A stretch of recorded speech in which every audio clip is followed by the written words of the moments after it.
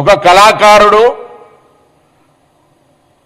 ఒక భావజ్వాల వ్యాప్తికి సంబంధించిన వ్యక్తి చనిపోయి అమరుడై అతన్ని మేము ఈరోజు తెలంగాణ ఉద్యమానికి సంబంధించినటువంటి ప్రజాస్వామికవాదిగా ఆయనను గౌరవించుకునే సందర్భంలో ఆయన కారు కొట్టించిన అని చెప్పి ఈరోజు నేను తెలంగాణలో ఉన్నటువంటి అన్ని దళిత వర్గాలు ఒకసారి ఆలోచన చేయాలి. ఆయన అహంకారం ఇయ్యాల కూడా మేము ఏ అహంకారానికి వ్యతిరేకంగానైతే పోరాడినామో, ఏ దురహంకారం అయితే మా మీద ఆధిపత్యం చెలాయించద్దనుకున్నామో అదే దురహంకారము, అదే ఆధిపత్యంతో ఇలా మాట్లాడుతూ ఉన్నాడు.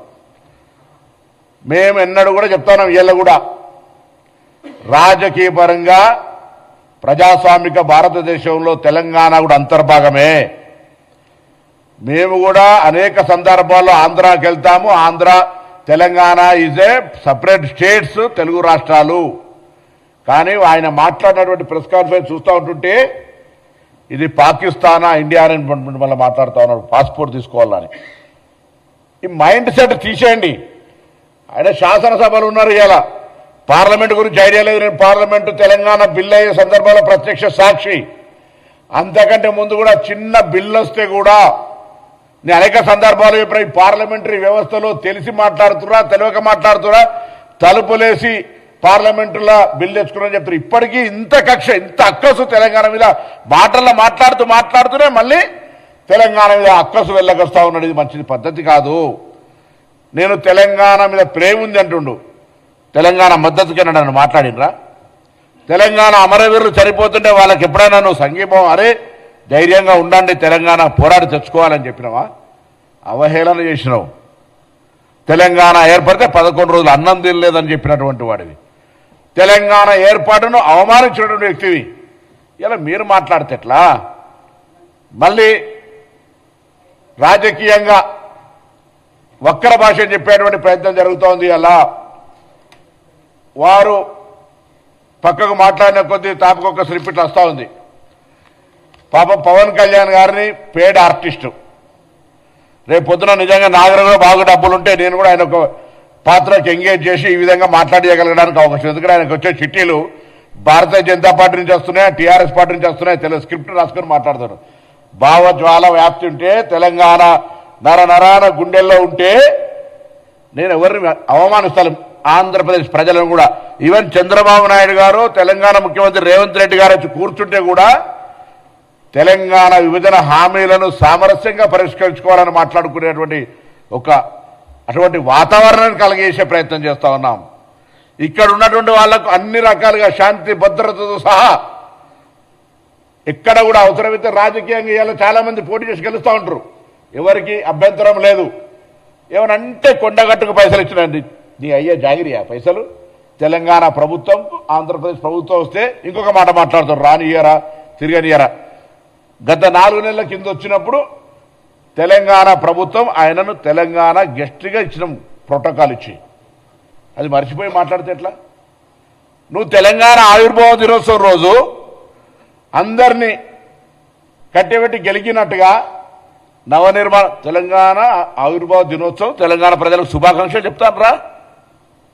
ఇది ప్రజల ఆకాంక్ష, పోరాడి సాధించుకున్నారు, బాగండి అని కోరు. తెలంగాణ నవనిర్మాణం ఏం చేసేది ఉన్నది? నువ్వు వచ్చి పీకేదేంది ఇక్కడ? నువ్వు ఇప్పుడు చెప్పినావు కదా, అక్కడనే పీకలేకపోతుంది, ఇక్కడేం పీకుతా అని.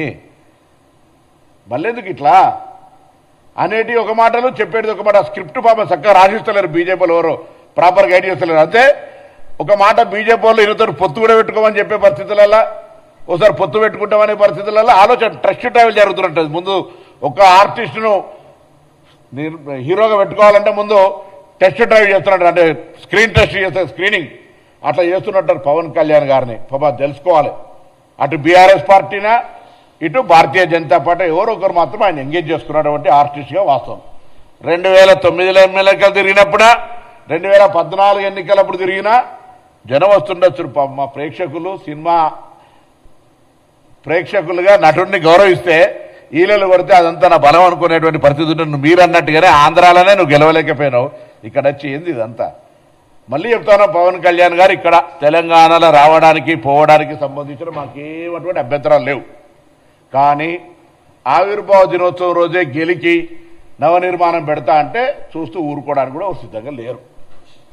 మా అయ్య జాగిరే, నీ అయ్య జాగిరి కాదు అని స్పష్టంగా ఆ ఒక్క మాటకు చెప్పడానికి, తెలంగాణ ప్రజల ఆకాంక్షకు అనుగుణంగా ఏర్పడ్డదని చెప్పడానికి, ఈ తెలంగాణ ఆంధ్రప్రదేశ్ ప్రజలకు ఎప్పుడు కూడా స్వాగతం చెప్తుంది, ఎప్పుడు కూడా మేము వ్యతిరేకం కాదని చెప్పడానికి, ఇది ప్రజాస్వామ్యంలోనే ఉన్నామని చెప్పడానికి, ఆఖరికి పవన్ కళ్యాణ్ గారు ఎక్కడి దాకా దిగిపోయారు, అంబేద్కర్ గారు అంటే రాజ్యాంగాన్ని రచించినటువంటి వ్యక్తి విగ్రహాలకు సంబంధించి ప్రస్తావన తెచ్చేంత ధైర్యం చేస్తా ఉండే ఇలా అహంకారం.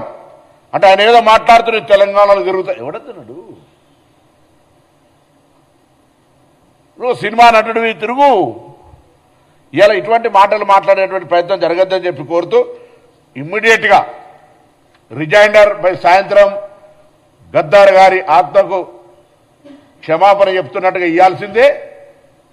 ఆ అంశం మీద అన్ని వర్గాలు తీవ్రంగా ఖండిస్తూ ఉన్నాయి.